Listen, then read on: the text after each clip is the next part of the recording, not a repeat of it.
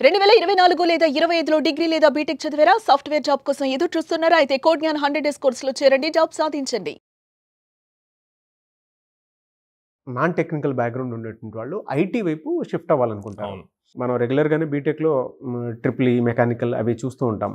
అటువంటి వాళ్ళు కూడా and general degree BSc, BCom చదువుకున్నటువంటి వాళ్ళు కూడా ఉంటారు. వాళ్ళు కూడా సాఫ్ట్‌వేర్ వైపు రావాలనుకుంటారు. వాళ్ళకి ఇటువైపు రావాలి అని అంటే అసలు ఏం చేయాలి? ఏం చదువుకోవాలి? ఏం ఫాలో అవ్వాలి? ఎన్ని డేస్ పడుతుంది అసలు జాబ్ క్రాక్ చేయాలంటే?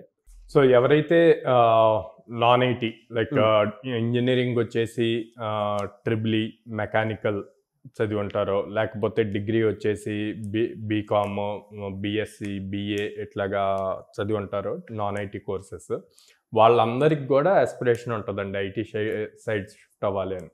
డిగ్రీ తీసుకునేటప్పుడు వాళ్ళకి ఆ మెచ్యూరిటీ లేక అది డిఫరెంట్ తీసుకుంటారు, లేదా డిఫరెంట్ ఇంట్రెస్ట్ బేస్ చేసి తీసుకొని ఉంటారు. బట్ ఫైనల్గా ఇప్పుడు అయిపోయే టైంకి ఐటీకి షిఫ్ట్ అవ్వాలి అనుకుంటారు. ఆర్ కెరీర్ గ్యాప్ వచ్చిన వాళ్ళు ఉంటారు. సో వాళ్ళు ఐటీకి షిఫ్ట్ అవ్వాలి అని చెప్పి చూస్తారనమాట.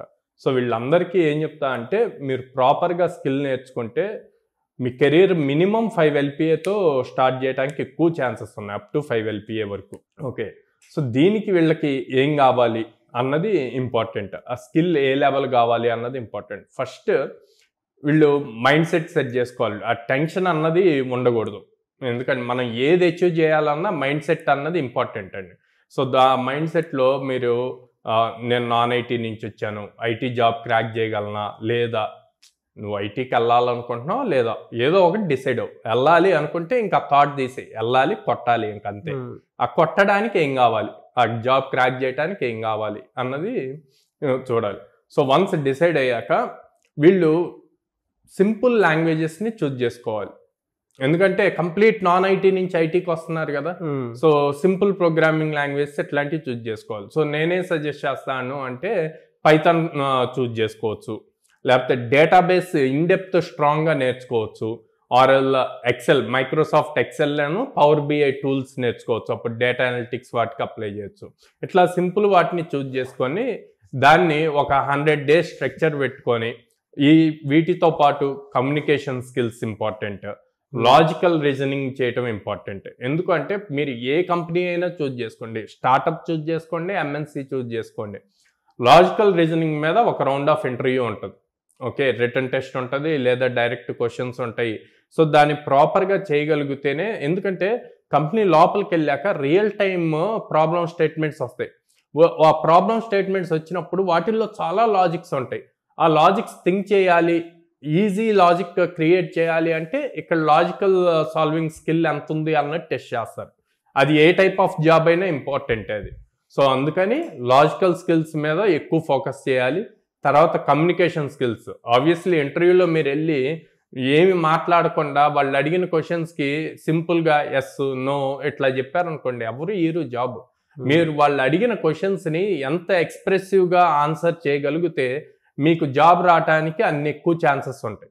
సో కమ్యూనికేషన్ స్కిల్స్ అన్నవి important. At the same time నేను ఫస్ట్లో చెప్పినట్టు పైథాన్ కానీ, లేకపోతే డేటాబేస్ కానీ, లేకపోతే Excel, Microsoft Excel plus Power BI లాంటి టూల్స్ పర్ఫెక్ట్గా నేర్చుకుంటే కనుక నాన్ ఐటీ నుంచి ఐటీకి ఈజీగా షిఫ్ట్ అవ్వచ్చు. ఇప్పుడు ఎలాంటి కంపెనీస్ తీసుకుంటాయి అని చూస్తే, ఈ కంపెనీ ఆ కంపెనీ అని ఏం లేదండి. ఓకే, చాలామంది తీసుకోరేమో, అసలు నాన్ ఐటీ వాళ్ళు ఐటీలోకి తీసుకోరేమో అనుకుంటారు. మన దగ్గర అలా ప్లేస్ అయిన వాళ్ళు చాలామంది ఉన్నారు. ఓకే, విత్ మినిమమ్ 3.5, 3 LPAతో స్టార్ట్ అవుద్ది, అప్ టు 5 LPA వరకు పాసిబిలిటీ ఉందన్నమాట. ఆ రౌండ్స్ కాకుండా ఈ కంపెనీస్లో ఫస్ట్ వీళ్ళు రీసెర్చ్ చేయాలి. ఎలా చేయాలి, ఏ కంపెనీస్లో జాబ్ ఇంటర్వ్యూస్ పడుతున్నాయి అన్నది చూజ్ చేసుకోవాలి. ఓకే, ఆ జాబ్ ఇంటర్వ్యూస్కి వీళ్ళు అప్లై చేయాలి. అప్లై చేసేటప్పుడు రెజ్యూమ్లో పర్ఫెక్ట్గా అప్ టు డేట్ ఉండాలి. ఏదైతే స్కిల్ వీళ్ళు నేర్చుకుంటున్నారో దాంట్లో ప్రాజెక్ట్ బిల్డ్ చేసి దాన్ని గిట్హబ్లో పెట్టి, గిట్హబ్లో వచ్చిన లింక్ని రెజ్యూమ్లో కనుక మెన్షన్ చేస్తే రెజ్యూమ్కి వెయిటేజ్ ఎక్కువ ఉంటుంది. అట్ ద సేమ్ టైం మనం ప్రతిసారి చెప్పినట్టే లింక్డ్ఇన్ ప్రొఫైల్ యాక్టివ్గా ఉంచుకోవాలి. ఆ లింక్డ్ఇన్లో ఎప్పటికప్పుడు అప్ టు డేట్ ఉండాలి. అక్కడ పడే జాబ్ ఇంటర్వ్యూస్కి అప్లై చేస్తూ ఉండాలి.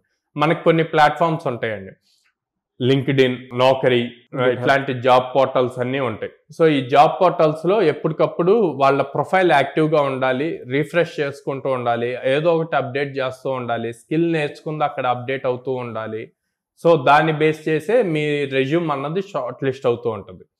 ఒకవేళ భయం ఉంటుంది చాలా మందికి, అందరూ ఒకేలాగా ఉంటారు కాబట్టి ఎంత స్కిల్ నేర్చుకున్నా కూడా ఎక్కడో చోట అరే నేను నాన్ ఐటీ నుంచి వచ్చాను, అసలు నన్ను తీసుకుంటారా, ఇంటర్వ్యూకి వెళ్తే నేను గెట్ ఆన్ అవ్వగలుగుతా, అట్లాంటి భయం ఉన్న వాళ్ళు ఎప్పుడైనా దీన్ని ఎప్పుడు ఓవర్కమ్ అవ్వగలం, స్కిల్ స్ట్రాంగ్గా ఉన్నప్పుడు.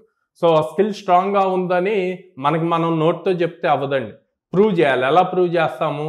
ఇంటర్న్షిప్స్ చేయాలి. సో మనకి ఇంటర్న్షాల, లింక్డ్ఇన్ త్రూ ఇంటర్న్షిప్స్ వస్తాయి. ఆ ఇంటర్న్షిప్స్లో అప్లై చేసి అవి చేసి ఇగో నేను ఇలాంటి టాస్క్, రియల్ టైం టాస్క్స్ ఇంటర్న్షిప్స్లో కంప్లీట్ చేశాను అన్నది కూడా రెజ్యూమ్లో అప్డేట్ చేయాలి.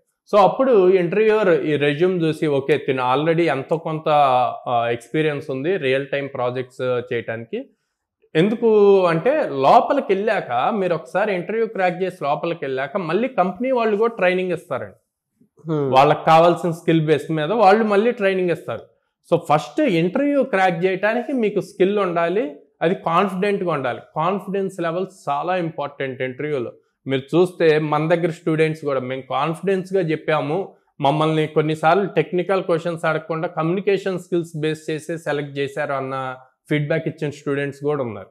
సో అందుకే నేను ప్రతిసారి చెప్తాను, వాళ్ళు ఐటీ వాళ్ళు అవనండి, నాన్ ఐటీ అవనండి, communication skills, logical skills plays the key role. మీకు అసలు జాబ్ రావాలి అంటే ఇవి కీ రోల్, తర్వాతే టెక్నికల్ స్కిల్స్. ఓకే, సో అందుకే ఫౌండేషన్ స్ట్రాంగ్ చేసుకోండి నేను చెప్పిన ప్రోగ్రామింగ్ లాంగ్వేజెస్లో. At the same time communication skills strong అవ్వనండి, అండ్ లాజికల్గా రాసే స్కిల్స్ కూడా స్ట్రాంగ్ అయితే కనుక, అండ్ గిట్హబ్, లింక్డ్ఇన్ ఇవి కూడా మీరు ఎప్పటికప్పుడు అప్డేట్ చేసుకుంటూ మీ రెజ్యూమ్ని అప్డేటెడ్గా ఉంచుకుంటే కనుక ఈజీగా క్రాక్ చేయొచ్చు. ఎనీవే సార్, థ్యాంక్ యూ అండి. Thank you so much Sairam గారు. థ్యాంక్ యూ అండి.